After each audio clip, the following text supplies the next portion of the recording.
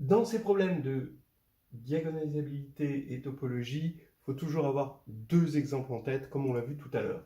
Ces deux exemples, c'est les suivants. Vous prenez ici une matrice, ça se passe même en deux, en 2-2, ça permet de comprendre les choses. Le tout, c'est de ne pas être en dimension. En dimension 1, on ne comprend rien à la diagonalisabilité parce que tout est diagonalisable. Mais regardez, ici, en dimension 2, là, vous mettez quelque chose de non nul, a priori, et là, vous avez une approche d'une matrice non diagonalisable par une suite de matrices qui sont forcément diagonalisables parce que les valeurs propres sont distinctes. Il y en a qui préfèrent mettre 1 et 1 plus 1 sur m. Bon, pourquoi 1 plutôt que 0? Ça, c'est l'éternelle question. Donc, on voit la densité de D. À travers ça, évidemment, après, c'est plus technique, mais ce genre de technicité pour passer de là à la situation générale n'est pas pertinente à l'oral au moment des questions. Ici, vous avez cet autre exemple. Donc, vous avez 0, 0, 0, ici 1 sur m. Donc, on est où? On est quelque part, on est dans le complémentaire des diagonalisables. Et ça tend vers quelque chose de diagonalisable. D'accord? Et en fait, qu'est-ce que ça veut dire, ça? Autant ça se généralise facilement en D, l'ensemble des matrices diagonalisables, et dense dans Mn de C. Et là, les diagonalisables à valeur propre distincte, dont on avait vu tout à l'heure que c'était un ouvert, c'était un ouvert de Mn de C, eh bien, en fait, c'est l'intérieur des matrices diagonalisables.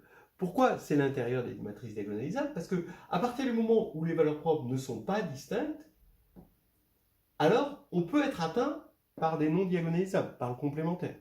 On montre que non seulement c'est un ouvert, mais que c'est un ouvert maximal, quelque sorte, de D. Cet ensemble-là, dont on a vu qu'il pouvait être obtenu comme image réciproque de la fonction discriminante. Ici, donc ça c'est un truc important. Mais le tout, c'est d'avoir ces deux exemples en tête.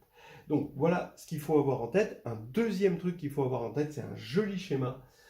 Comment atteindre Mn de C? D'accord? Eh bien, on l'atteint par les...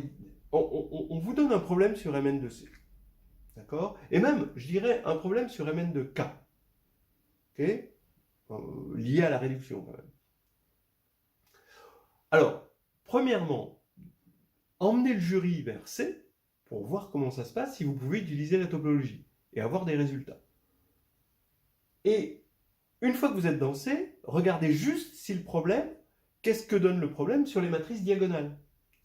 Et si c'est un bon problème, c'est-à-dire un bon problème de réduction, c'est un problème qui est stable par conjugaison, alors le fait qu'il soit vrai pour les matrices diagonales va impliquer qu'il sera vrai pour les matrices diagonalisables. Et ensuite, si c'est un problème qui est topologiquement viable, il va être stable par continuité et par densité, le problème sera résolu sur Mn de C. Vous voyez ce schéma diagonal, diagonalisable, Mn de C. Alors ça, ce schéma est omniprésent. C'est ce qui fait qu'on a envie de travailler sur C, même quitte à utiliser cette petite astuce topologique pour passer de C à K qui passe par les polynômes. Voilà. Alors, donc, les exemples sont à foison de ça. D'abord, la preuve topologique de Cayley-Hamilton. Alors, tout ça, vous pouvez le trouver dans H2G2. La preuve topologique de Cayley-Hamilton, c'est facile. C'est à partir du moment où vous prouvez Cayley-Hamilton sur les matrices diagonales, c'est pas compliqué. Vous montrez que c'est stable par conjugaison, Cayley-Hamilton, oui, parce que le polynôme caractéristique de P, A, P-1, c'est le polynôme caractéristique de A, et si un polynôme s'annule en A, alors le polynôme va s'annuler en PA, P-1, d'accord, par stabilité, par conjugaison. Donc voilà. Et en plus, l'application qui a A donne qui A de A et continue. Donc vous avez ça aussi. Donc vous le prouvez pour les diagonales et vous l'avez pour Mn de C. Donc c'est un gros classique.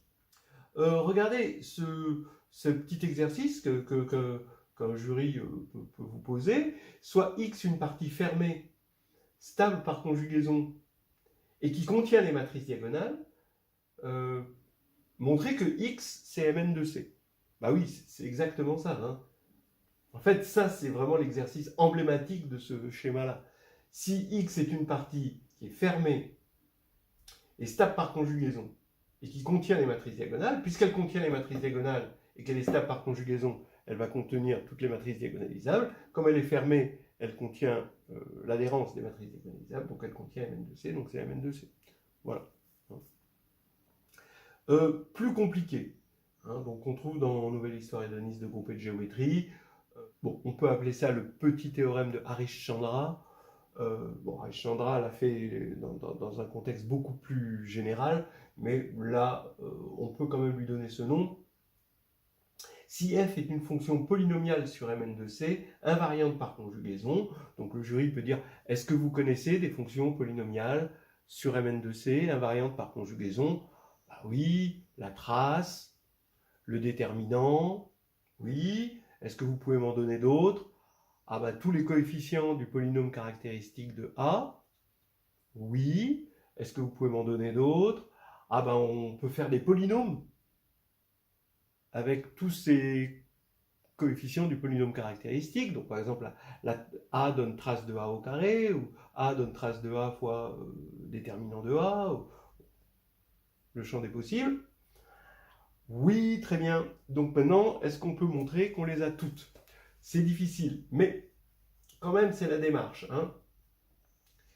En fait, si effectivement f est une fonction polynomiale invariante par conjugaison sur Mn de C, alors f est un polynôme, donc il existe un polynôme fixé tel que f est ce polynôme en les coefficients du polynôme caractéristique. Alors comment ça se montre? Ben pareil, vous regardez la restriction de f aux fonctions diagonales, d'accord? Comme sur les fonctions diagonales, c'est stable par conjugaison, bah, la conjugaison sur les fonctions diagonales, finalement, si ça doit, vous regardez la conjugaison qui respecte les matrices diagonales, bah, c'est juste les fonctions symétriques, puisque les valeurs propres, elles se voient sur la diagonale et elles sont uniques à permutation près. Donc c'est juste le groupe symétrique qui agit dessus. Donc ça veut dire que f est une fonction, bah, du coup, invariante par permutation sur les diagonales. D'accord? Donc c'est ce qu'on appelle une fonction symétrique. Donc c'est effectivement polynomial. On sait que les fonctions polynomiales symétriques, hein, les polynômes symétriques sont engendrés par les polynômes symétriques élémentaires et qui sont les coefficients du polynôme caractéristique.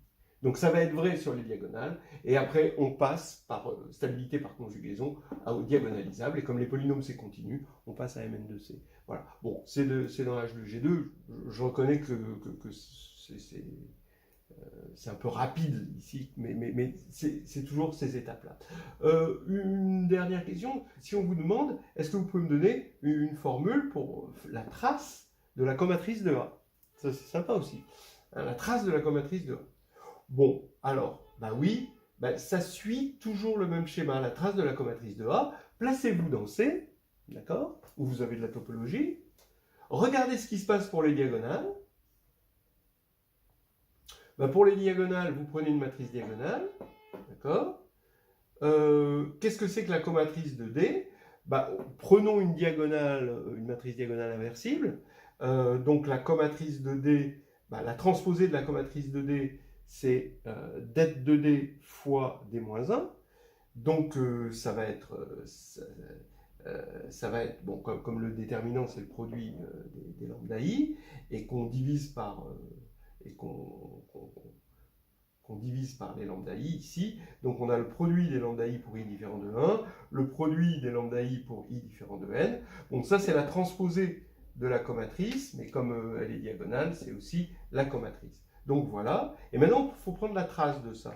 Bah, la trace de ça, vous voyez que vous faites la somme de ces produits de lambda I, et bien cette somme, si vous regardez bien, c'est un polynôme symétrique élémentaire en les lambda i. C'est même le polynôme qu'on appelle petit e indice n-1. D'accord? Voilà. Et donc, c'est moins 1 puissance n-1 fois le coefficient en x de qui a. Voilà. Donc, ça va être vrai pour les matrices diagonales. C'est pas difficile de montrer que la comatrice de la conjuguée, c'est la conjuguée de la comatrice, ne serait-ce que par densité. C'est vraiment très facile, par densité. Vous le faites pour A inversible, ou pour A inversible, la comatrice, c'est moralement la transposée de A-1, avec un coefficient qui est le del de A, donc c'est vraiment très facile. Et donc, donc maintenant, vous avez donc vrai pour les diagonales, la stabilité par conjugaison, parce que la trace, c'est stable par conjugaison, hein, d'accord? Donc vous avez fait commuter, d'accord? Vous aviez la conjuguée ici, vous avez passé la conjuguée là, et la trace, ça élimine. Et puis ensuite, comme vous obtenez une formule qui est polynomiale, vous avez la stabilité par continuité, et votre formule ici va être vraie pour Mn de C. Donc la formule, c'est que la trace de la comatrice de A, c'est moins 1 puissance n-1 fois le coefficient x de qui A. C'est rigolo. Voilà. Donc des petites choses, des prétextes à discussion où on ne rentre pas dans les détails parce qu'on n'est pas à l'écrit.